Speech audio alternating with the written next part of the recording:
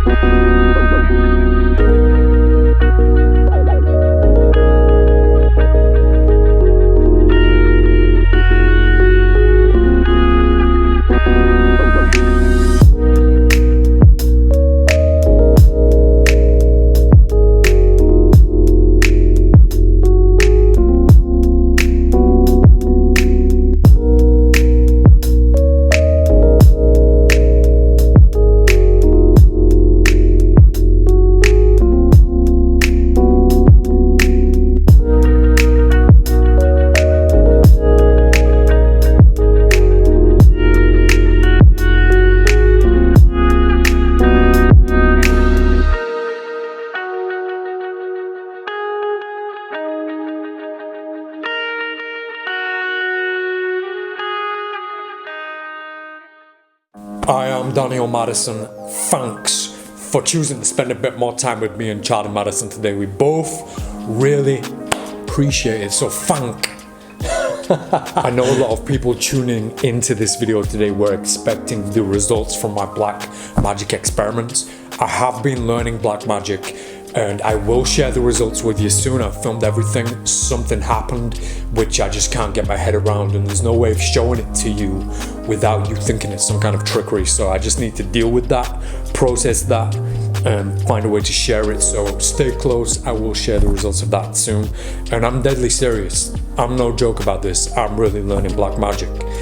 So instead, today I finally got around to sharing something that I've been sat on for the longest time. This is the drop technique, the drop concept.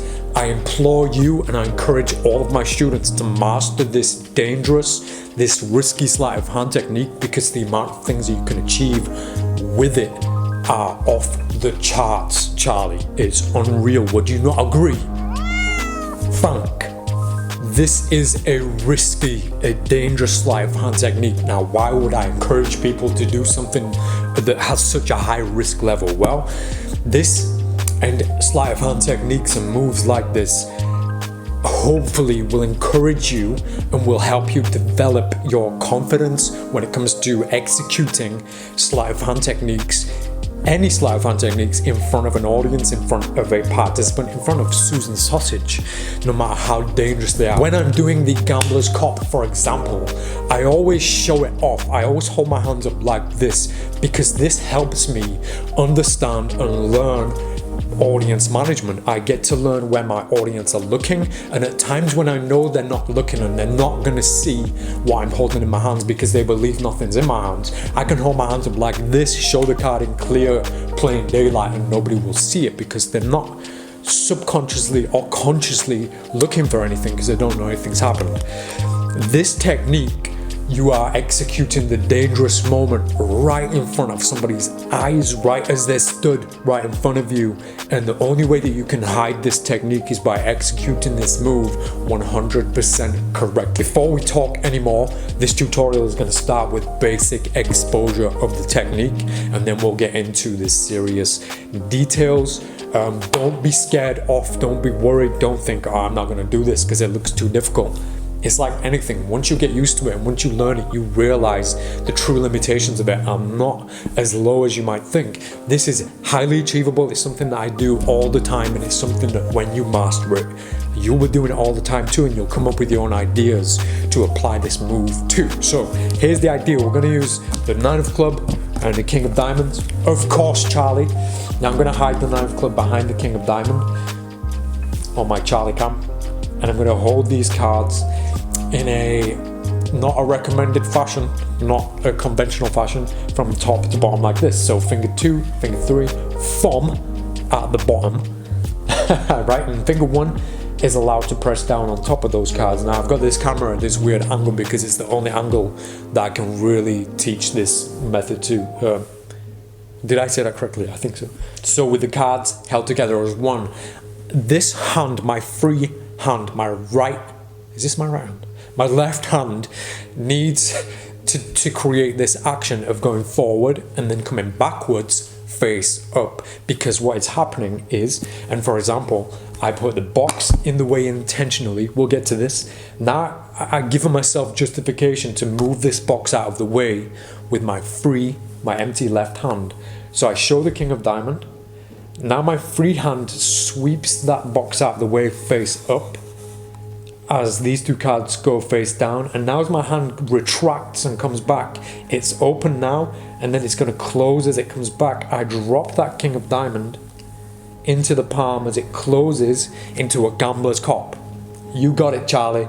Meanwhile, the 9 of clubs continues forward and drops to the table, and I can get rid of the now palmed playing card either to my lap, to my pocket, or I can keep it there for use in a few moments. This all happens in a few split seconds. There are no breaks, there's no slowing down, there's no pauses. It all happens as one fluid flowing motion.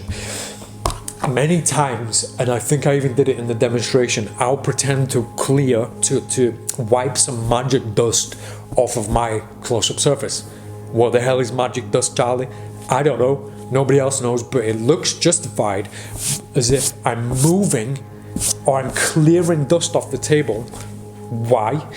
But it's one of those, it's social compliance that just lets people go, oh, he's just clearing lint off of his practice surface. So I used to do this a lot. I used to do this, and this justifies me bringing my hand back like this. My hand needs to be face up and it needs to be on its way back. So when finger 1 presses down on the back, you can release the king of the thumb and it will pop away. Now, I need it to pop away the way that you see it happening, which is it is swinging off of finger 2 and it swings kind of forward like so. I know that this is going to land in my hand correctly when it's lined up properly like this into a gambler's cop, but I don't want to see anybody doing this causing a major bend. It's just a very gentle push, just enough to cause that second card to pop away from the 9 of club. And you need to time this so that here I show the king, I display the king. Now I clear the magic dust off of the surface. In fact, let's use the box. The box is perfect justification, by the way. You take the deck out of the box, just drop the box in the middle where you need it. Now I'm holding the cards like this, I can hold them up to display. Look, we have the king of diamond. Now as my free hand turns face up and pushes the box out of the way, both cards come back towards my body like this. Now this gives me justification. Again, this hand has gone forward. The play hand is now going to come forward. And as they come together, as they meet, as they line up, I drop that card and it lands in my hand. And now I put the 9 of clubs down here. So my body is doing this. The body language is this. The hands are switching places. There's a marriage between these motions, and it needs to be like this. Now you're not Russian. You're not German either. Well, maybe some of you are. What am I talking about, Charlie? All of us are German. All of us are Russian. So, I've lost track now. Goddamn Russians. I'm just kidding. I'm quarter Russian, I think. What? Oh man, we need to start again. So, display. Shove the box out of the way. Now, by the way, who moves the box out of the way like this? Nobody, but But the way that we do it is in a way that looks natural. Like, we don't want to make any unnatural move, so I'm going to make it look as natural as I can by just swinging my hand forward like this, and it just happens to have turned upward, and then on its way back it retracts and it's going back to its position. So it starts in this position, sweep forward, and then back to this position. This happens in the same speed as the King of Diamonds coming back like this, and then they switch places again so that I can put the Nine of Clubs down. Meanwhile, we've palmed and we caught and we palmed the King of Diamonds. Don't practice dropping that playing card like this. Don't just practice like this. You need to practice going back and forward like this so that you can learn the palm. Now, this is all about target practice, and it's about patience. You need patience and work in front of a mirror. Now, the magic to this, the magic will allow you to get away with this, is the eye line of your participant, the eye line of your audience. You have to draw a line from their eyes downward towards the subject. The subject that they are looking at is this playing card. So I show the King of Diamonds here, I turn it face down. They still believe that this is the King of Diamonds, so their eyes are not going to leave this. Trust me, their eyes are not going to leave this. This is going to be a challenge for us, but it's also very helpful simply because of this. So the King of Diamonds, the King of Diamonds, I move the box for a moment, they're looking over here at the box, but the eyes quickly are going to come back to the King of Diamonds, what they believe is the King of Diamonds. Now as I come over here, drop the card, catch it in a cup, this hand keeps going forward, it keeps its motion, it keeps in that journey forward, and I put it to the table here, because on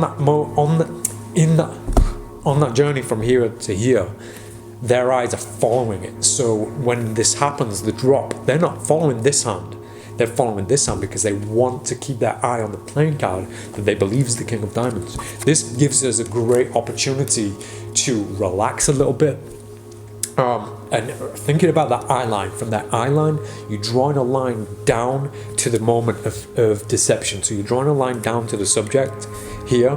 So you have to imagine this line is going to be covered up. If I just drop this card in front of them like this, they're obviously going to see that, obviously. If I drop it and then time that drop so that this card travels down, I'll try and get this on this camera, so that this card travels down as this card travels forward at the same speed, like this. So this card drops and this card moves forward. I'm traveling on the eye line of my participant, if that makes sense. So their eye line is here.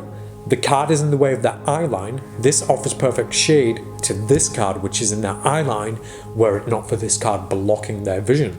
So I need to drop like this, right? So the card drops at the same speed as my hand going forward, and it needs to drop straight down. Now I'm not throwing it forward, it doesn't travel forward. I drop it in a way that allows it to drop downward, landing in my open palm. So at full speed, it's going to look like this. So the box is in the way, King of Diamonds, move the King of Diamonds, put the 9 either on the box or to the side of the box, and we have the card palmed or caught in the palm. Now when you catch that playing card, don't worry if it doesn't land in a perfect downwards cop.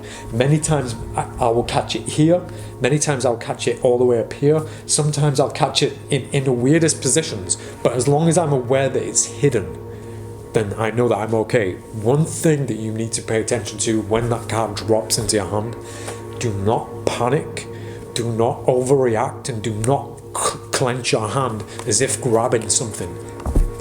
Taylor said that when you hide a ball in your hand, you have to convince yourself that that ball is not in your hand. So we're telling ourselves that there's no card in our hand.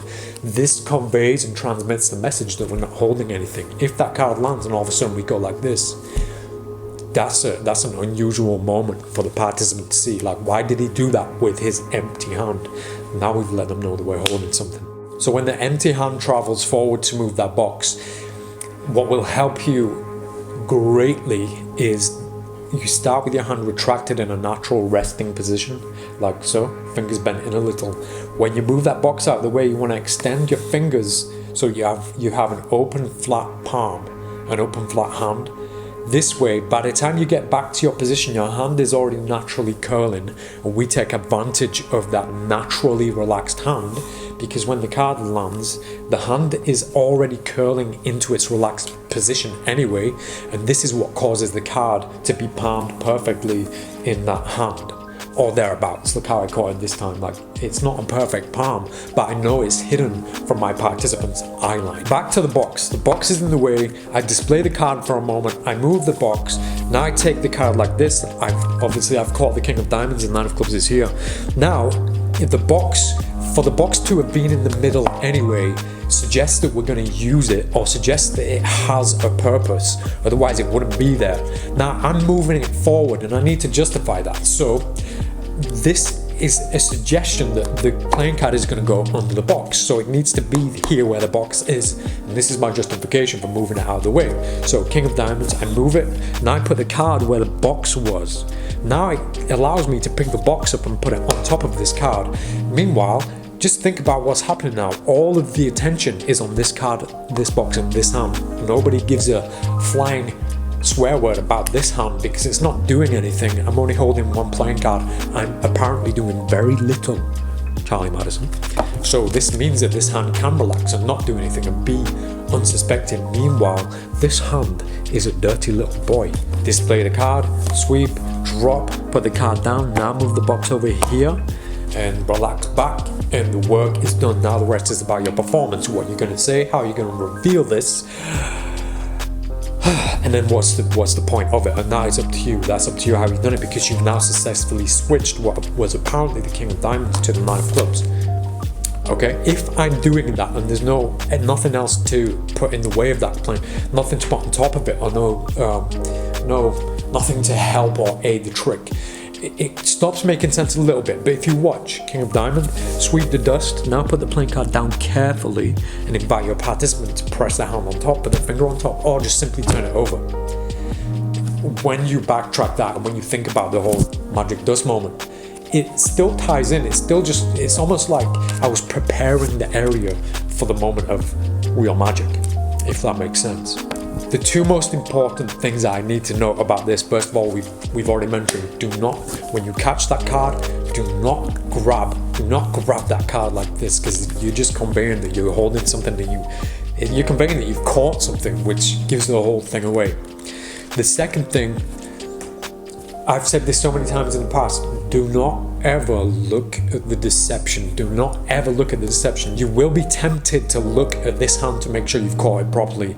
You just need confidence in your attention in this case, because there is motion, because the level of attention that I'm going to give to that king of diamonds, it makes sense for me to be watching that playing card, and it makes sense for me to be taking so much care. Like, I'm not doing this in a careless way. I'm taking real care of that playing card that goes down. This encourages and it forces my participant, my Susan sausage, and my audience to look at where I'm looking. This isn't one of those moments where I want to go and look up and then look back down, encouraging them to look up too, because that tells them that I did something, because I was moving things at the same time. In a moment where there's very little movement apparently in your hands, it's okay to make them look up, but in this moment, in this case, I'm actually making a big action of putting the card on the table, so it makes sense, and I do need them to look at this to believe that it's still their playing card. So my attention, if you watch my attention here, I'm looking at the key subjects of this deception, everything but this playing card, everything but the falling king of diamonds. So I show the king, now I look down at the box that's been moved, now my attention comes to the back of the king like this, as I carefully put it down, and then I look at the box, carefully put the box on top. Notice that my attention draws everyone and everything away from the dirty hand, which is holding the king of diamonds.